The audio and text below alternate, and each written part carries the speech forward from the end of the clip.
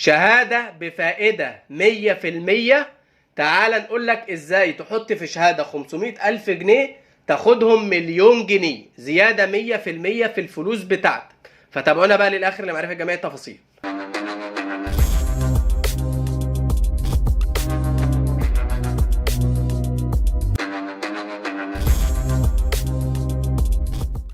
السلام عليكم اعزائي متابعي قناه بنوك مصر. قبل ما نخش في موضوع الحلقه بنستاذن حضراتكم لو بتتفرجوا علينا ولسه مش مشتركين في القناه تنزلوا تشتركوا في القناه وتفعلوا خاصيه الجرس على الكل عشان اصلكم كل الاحداث والحلقات الجديده خلال الفتره الجايه لانها مهمه جدا زي ما حضرتك شايف. وطبعا اهم حاجه ما تنسوش تدعمونا باللايك على الحلقه. خلونا بقى نخش في موضوع حلقتنا على طول.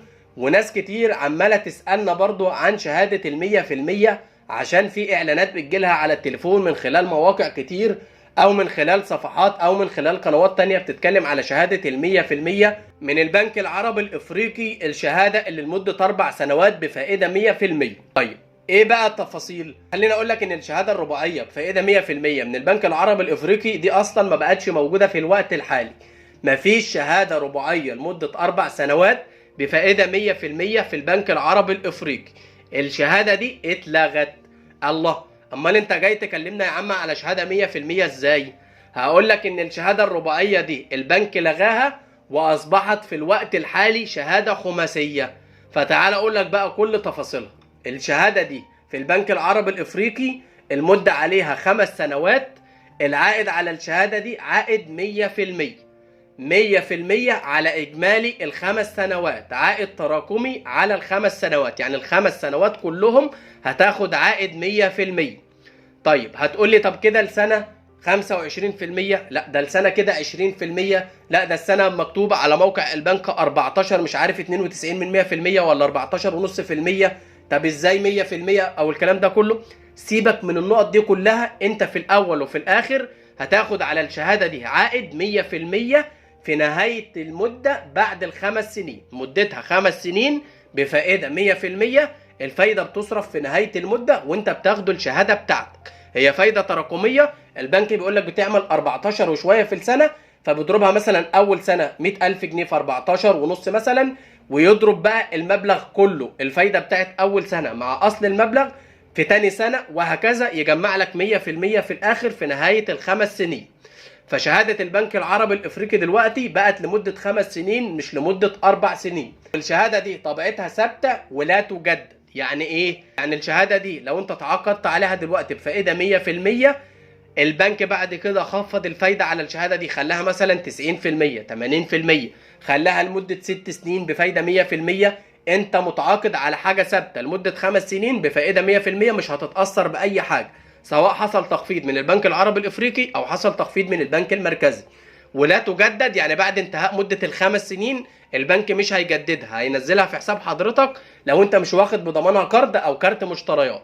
لو واخد بضمانها قرض او كارت مشتريات البنك هيجددها على حسب الشهادة اللي موجودة ساعتها، سواء بقى الاساسية او الشهادة دي، على حسب ما البنك يشوف ساعتها ويبلغك قبلها هتجدد على انهي شهادة. الحد الادنى لشراء الشهاده دي في البنك العربي الافريقي 5000 جنيه ومضاعفات ال1000 جنيه. فلو انت عملت الشهاده دي مثلا ب 500,000 جنيه في نهايه مده الخمس سنين هتاخد ال 500,000 جنيه بتوعك وهتاخد عليهم 500,000 جنيه فايده، يبقى انت كده خدت في نهايه الخمس سنين مليون جنيه. الشهاده دي الاسترداد عليها متاح بعد مرور 6 شهور، وايضا الاقتراض متاح عليها من البنك العربي الافريقي. طبعا لو هتسألني عن رأيي الشخصي، ايه رأيي في الشهادة دي؟ انا ما بفضلش الشهادات اللي بتدي العائد في نهاية المدة. الشهادات التراكمية اللي بتدي عائد في نهاية المدة ما بفضلهاش. احنا ما بنفضلش الشهادات التراكمية لان انت ما بتاخدش عائد كل شهر او كل 3 شهور تستثمره.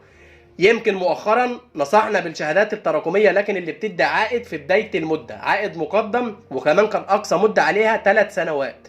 كنت ممكن تاخد العائد كويس جدا وكبير في بدايه المده تستثمره في اي شهاده تانية او في اذون خزانه او في ذهب او في اي استثمار تاني، وبحيث الاستثمار من هنا على من هنا يبقى كويس جدا.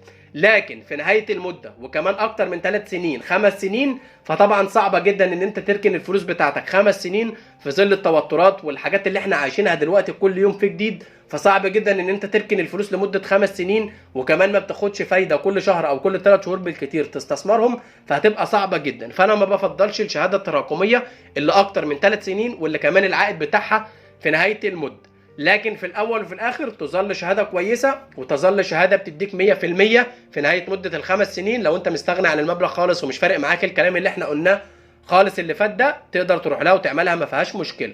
وطبعا بخصوص الشهاده اللي بعائد مقدم ومده 3 سنين وتراكميه، كنا متكلمين على شهاده زيها بالظبط في البنك العربي الافريقي برضو، خفضها مؤخرا وبقت ب 35% لمده 3 سنين، وبتاخد العائد مقدم في بدايه المده. الحلقه اللي قدام حضرتك ديت هحاول اسيبها لك برضو في الوصف وفي التعليقات، تقدر ترجع لها لو حابب تفاصيل الشهاده دي.